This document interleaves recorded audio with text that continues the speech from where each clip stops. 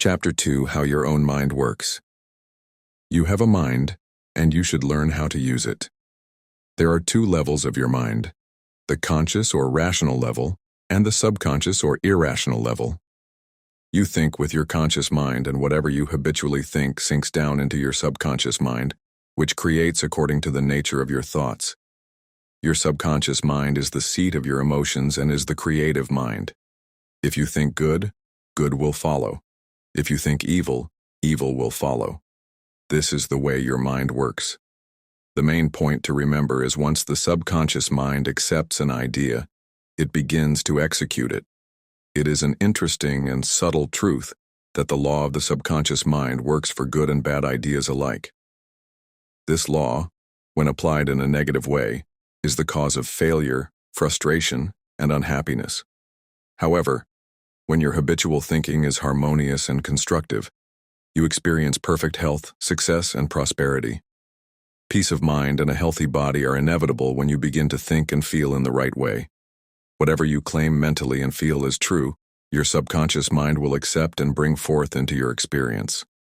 The only thing necessary for you to do is to get your subconscious mind to accept your idea, and the law of your own subconscious mind will bring forth the health, peace, or the position you desire. You give the command or decree, and your subconscious will faithfully reproduce the idea impressed upon it.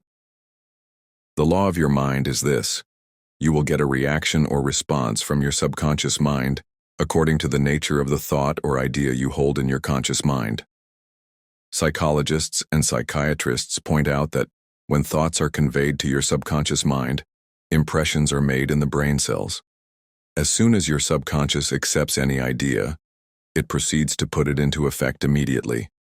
It works by association of ideas and uses every bit of knowledge that you have gathered in your lifetime to bring about its purpose. It draws on the infinite power, energy, and wisdom within you. It lines up all the laws of nature to get its way. Sometimes it seems to bring about an immediate solution to your difficulties, but at other times it may take days, weeks, or longer. Its ways are past finding out. Conscious and subconscious terms differentiated, you must remember that these are not two minds. They are merely two spheres of activity within one mind. Your conscious mind is the reasoning mind. It is that phase of mind which chooses. For example, you choose your books, your home, and your partner in life. You make all your decisions with your conscious mind. On the other hand, without any conscious choice on your part, your heart is kept functioning automatically, and the process of digestion, circulation, and breathing are carried on by your subconscious mind through processes independent of your conscious control. Your subconscious mind accepts what is impressed upon it, or what you consciously believe. It does not reason things out like your conscious mind, and it does not argue with you controversially. Your subconscious mind is like the soil, which accepts any kind of seed, good or bad. Your thoughts are active and might be likened unto seeds. Negative, destructive thoughts continue to work negatively in your subconscious mind, and in due time will come forth into outer experience which corresponds with them. Remember, your subconscious mind does not engage in proving whether your thoughts are good or bad, true or false, but it responds according to the nature of your thoughts or suggestions. For example, if you consciously assume something is true, even though it may be false, your subconscious mind will accept it as true and proceed to bring about results which must necessarily follow, because you consciously assumed it to be true. Experiments by psychologists. Innumerable experiments by psychologists and others on persons in the hypnotic state have shown that the subconscious mind is incapable of making selections and comparisons, which are necessary for a reasoning process. They have shown repeatedly that your subconscious mind will accept any suggestions, however false. Having once accepted any suggestion, it responds according to the nature of the suggestion given. To illustrate the amenability of your subconscious mind to suggestion, if a practiced hypnotist suggests to one of his subjects that he is Napoleon Bonaparte or even a cat or a dog, he will act out the part with inimitable accuracy. His personality becomes changed for the time being. He believes himself to be whatever the operator tells him he is. A skilled hypnotist may suggest to one of his students in the hypnotic state that his back itches to another that his nose is bleeding, to another that he is a marble statue, to another that he is freezing and the temperature is below zero. Each one will follow out the line of his particular suggestion, totally oblivious to all his surroundings, which do not pertain to his idea. These simple illustrations portray clearly the difference between your conscious reasoning mind and your subconscious mind, which is impersonal, non-selective, and accepts as true whatever your conscious mind believes to be true.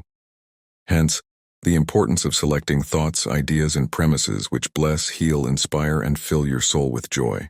The terms objective and subjective mind clarified. Your conscious mind is sometimes referred to as your objective mind because it deals with outward objects. The objective mind takes cognizance of the objective world. Its media of observation are your 5 physical senses.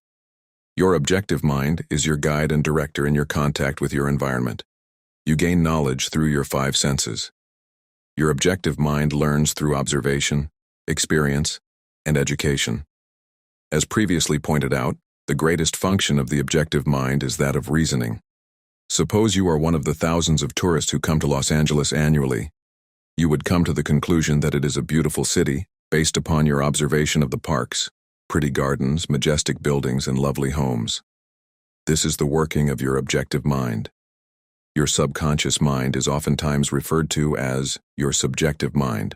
Your subjective mind takes cognizance of its environment by means independent of the 5 senses. Your subjective mind perceives by intuition. It is the seat of your emotion and the storehouse of memory. Your subjective mind performs its highest functions when your objective senses are in abeyance. In a word, it is that intelligence which makes itself manifest when the objective mind is suspended or in a sleepy, drowsy state. Your subjective mind sees without the use of the natural organs of vision. It has the capacity of clairvoyance and clairaudience. Your subjective mind can leave your body, travel to distant lands, and bring back information oftentimes of the most exact and truthful character. Through your subjective mind, you can read the thoughts of others, read the contents of sealed envelopes and closed safes. Your subjective mind has the ability to apprehend the thoughts of others without the use of the ordinary objective means of communication.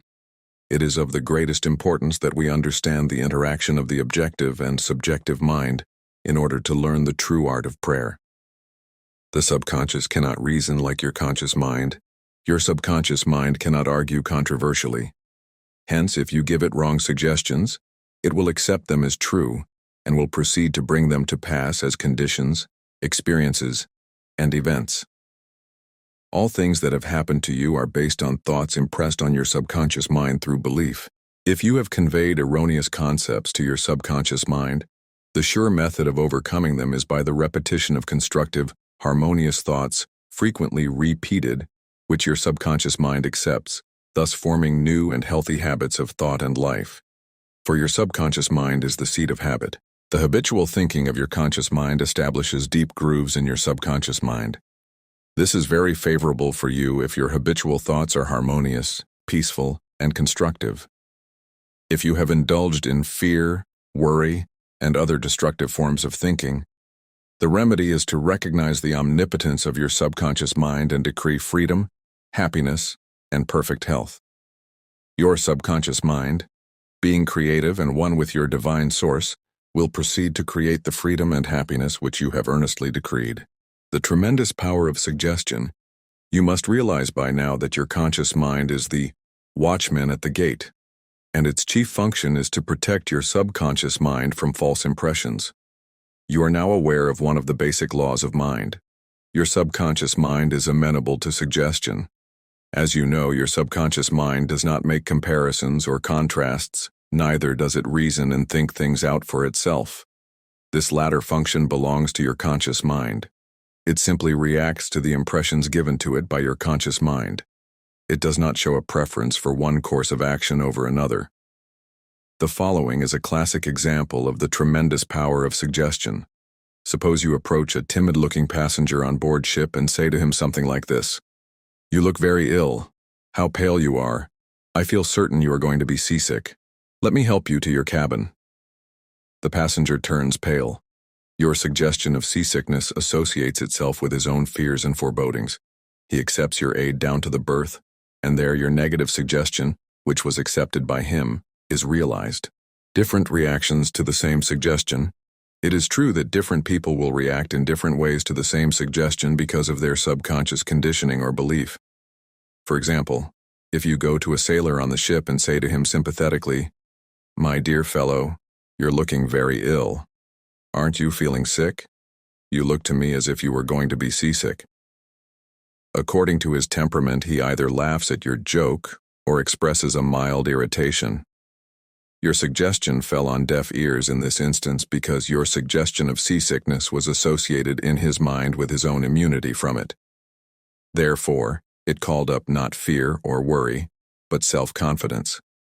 The dictionary says that a suggestion is the act or instance of putting something into one's mind.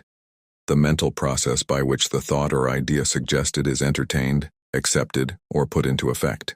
You must remember that a suggestion cannot impose something on the subconscious mind against the will of the conscious mind. In other words, your conscious mind has the power to reject the suggestion given. In the case of the sailor, he had no fear of seasickness.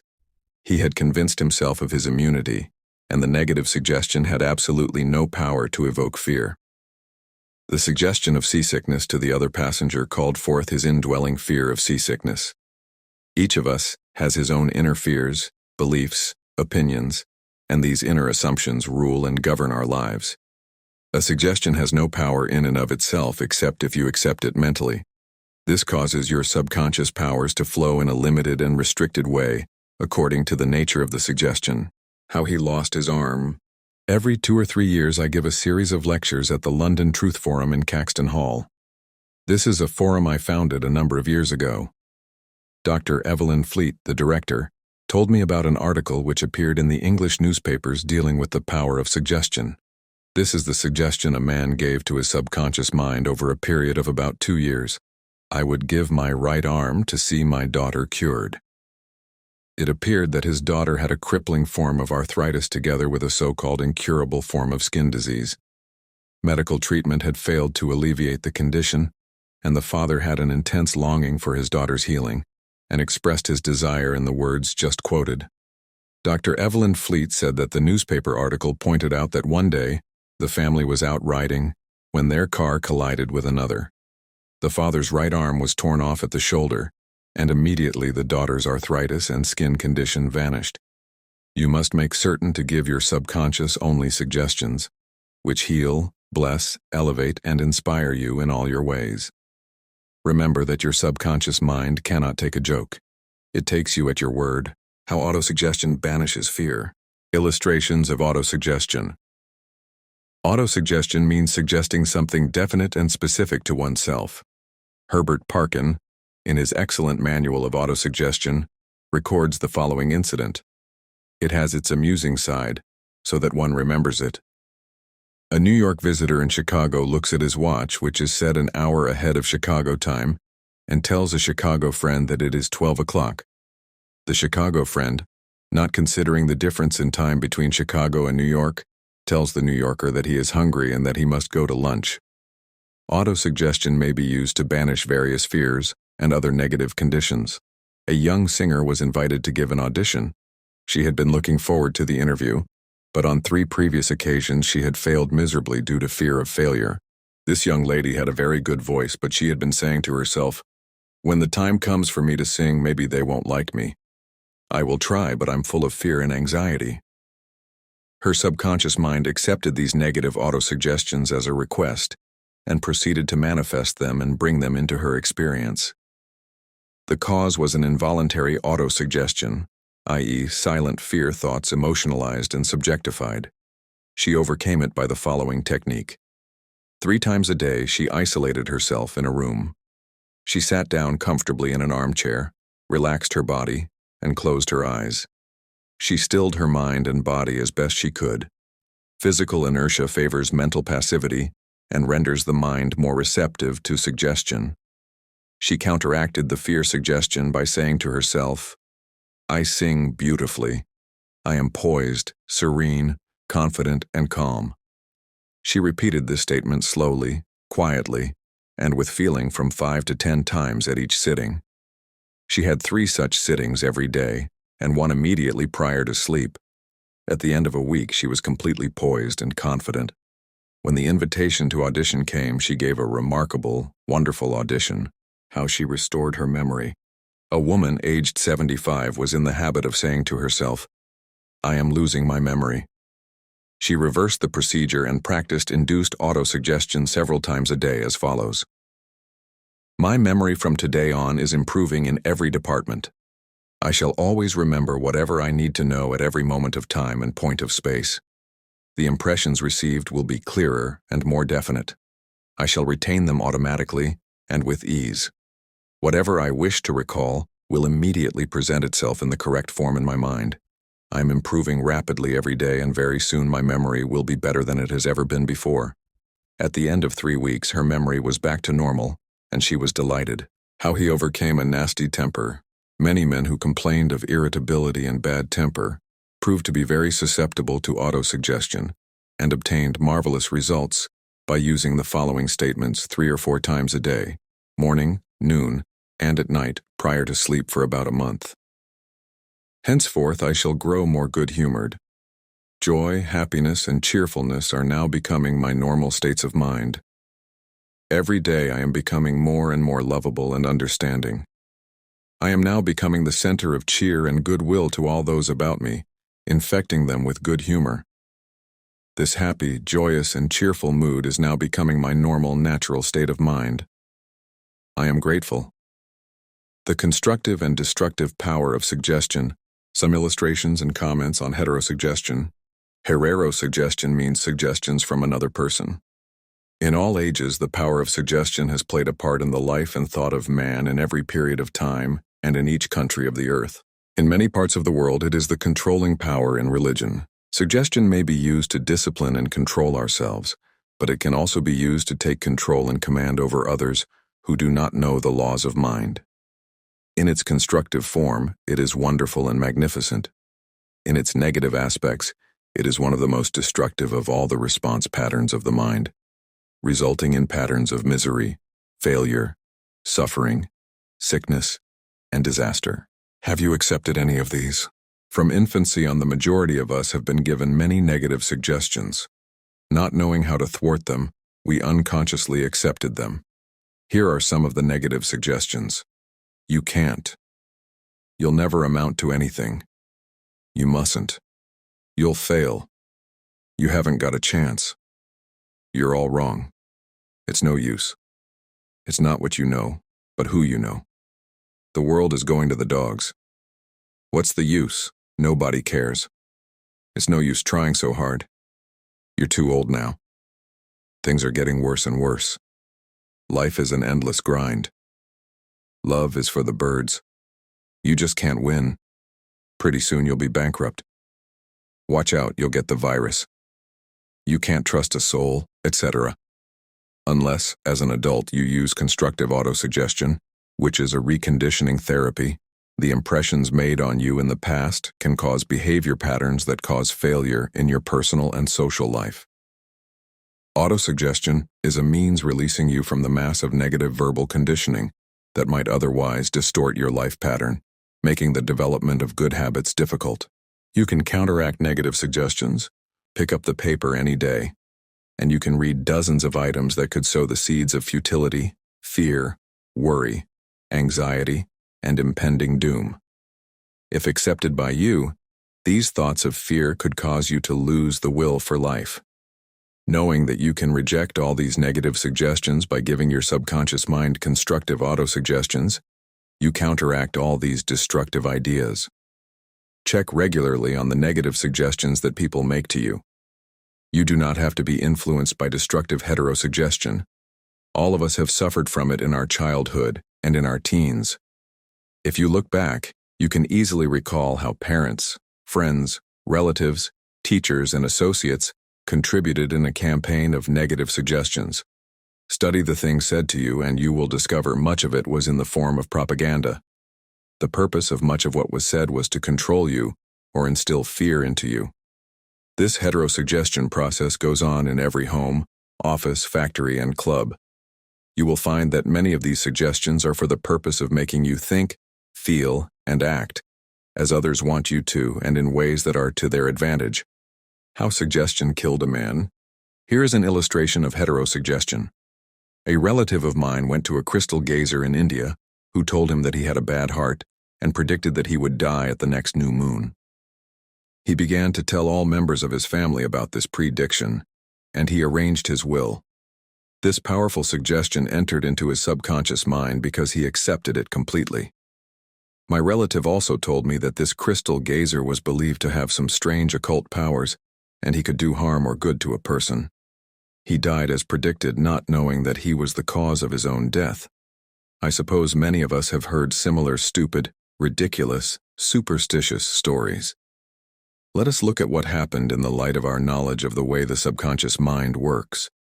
Whatever the conscious, reasoning mind of man believes, the subconscious mind will accept and act upon. My relative was happy, healthy, vigorous, and robust when he went to see the fortune teller. She gave him a very negative suggestion, which he accepted. He became terrified and constantly dwelt upon the fact that he was going to die at the next new moon. He proceeded to tell everyone about it, and he prepared for the end. The activity took place in his own mind, and his own thought was the cause.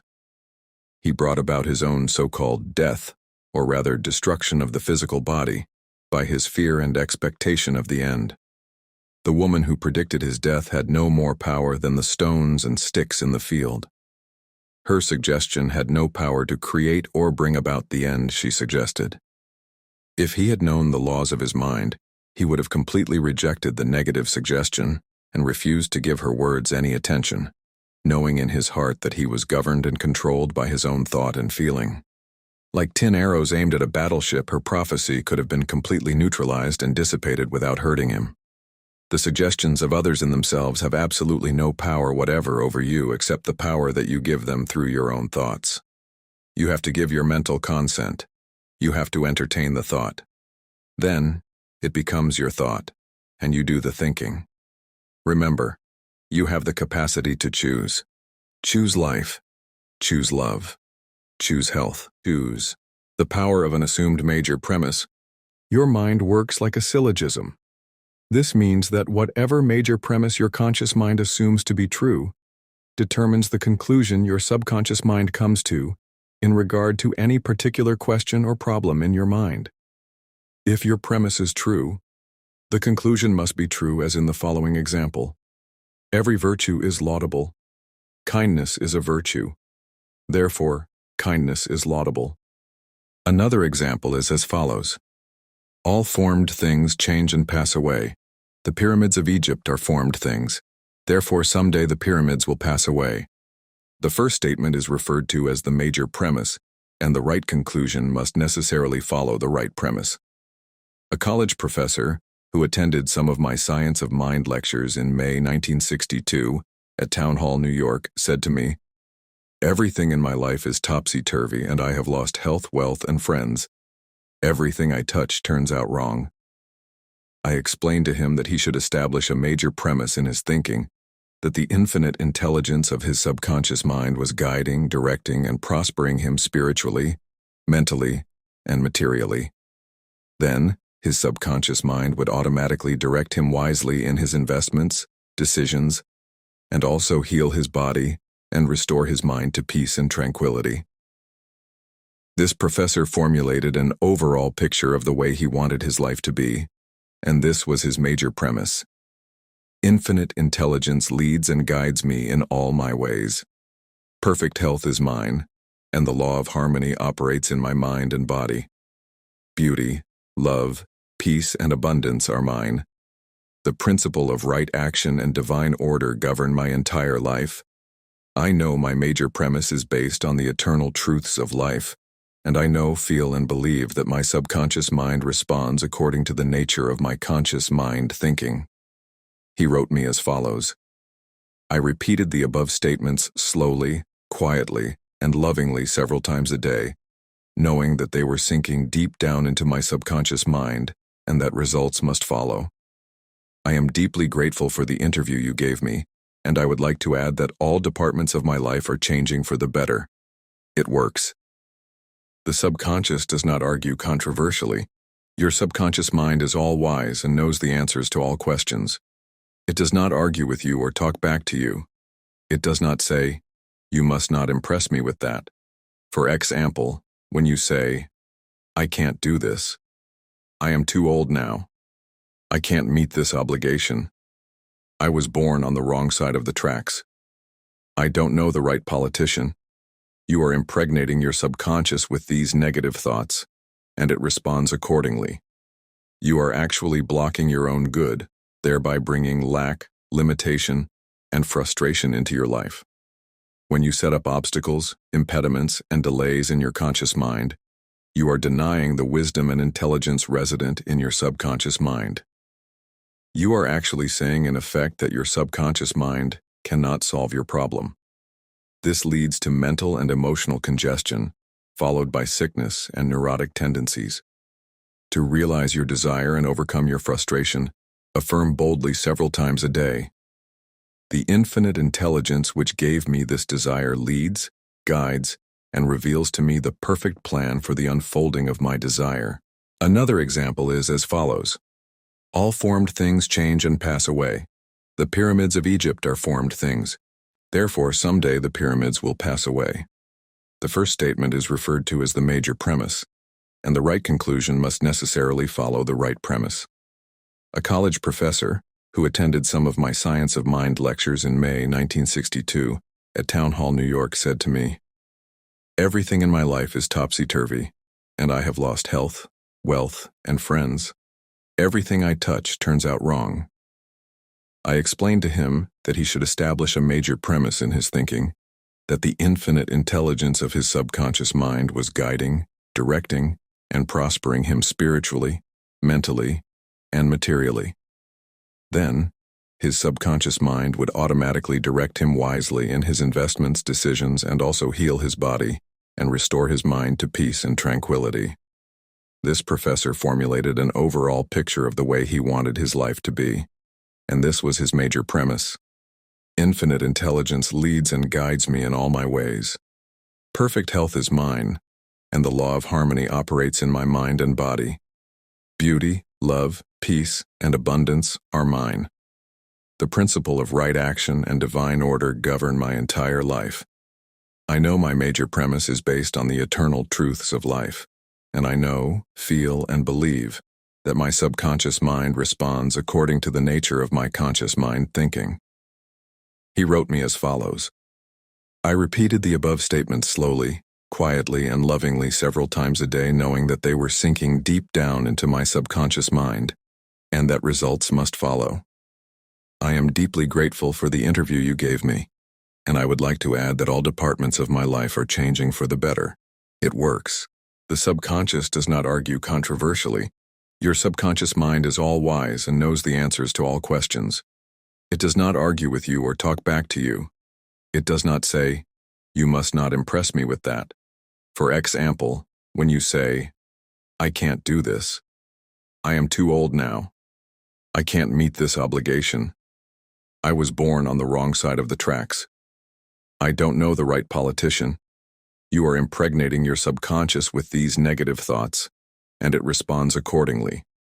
You are actually blocking your own good, thereby bringing lack, limitation, and frustration into your life. When you set up obstacles, impediments, and delays in your conscious mind, you are denying the wisdom and intelligence resident in your subconscious mind. You are actually saying in effect that your subconscious mind cannot solve your problem.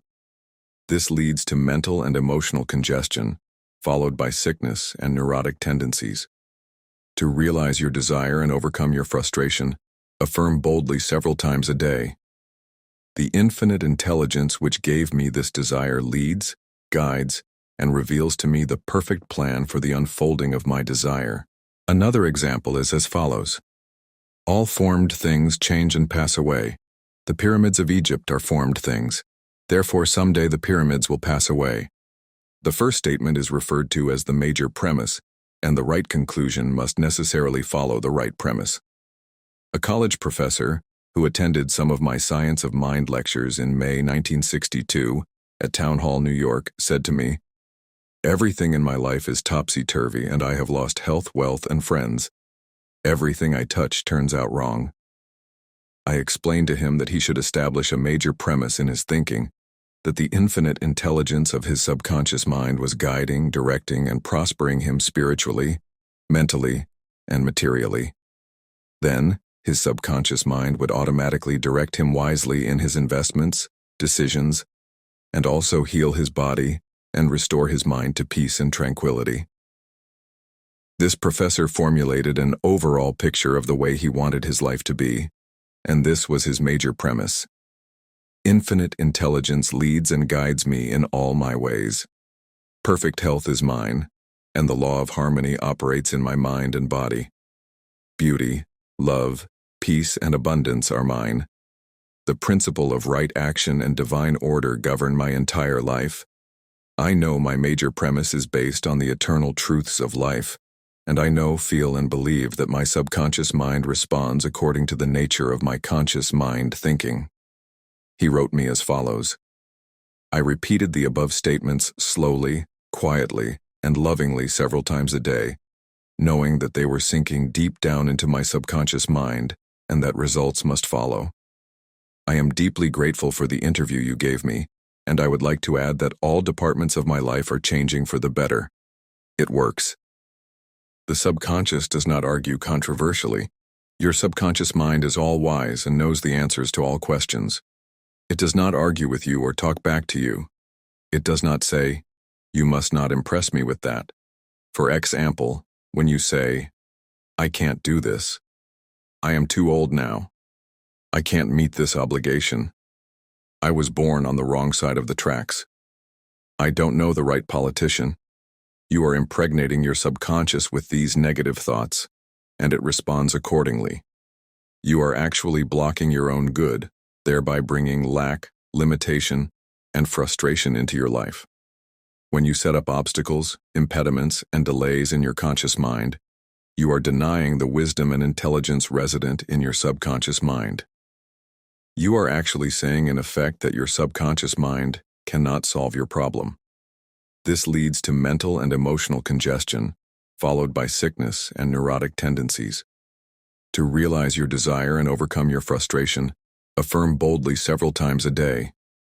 The infinite intelligence which gave me this desire leads, guides, and reveals to me the perfect plan for the unfolding of my desire. I know the deeper wisdom of my subconscious is now responding, and what I feel and claim within is expressed in the without. There is a balance, equilibrium, and equanimity. If you say, "There is no way out. I am lost. There is no way out of this dilemma.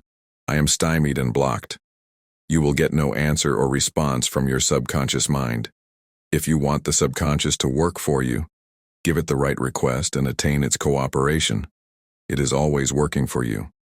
It is controlling your heartbeat this minute and also your breathing. It heals a cut on your finger, and its tendency is lifeward, forever seeking to take care of you and preserve you.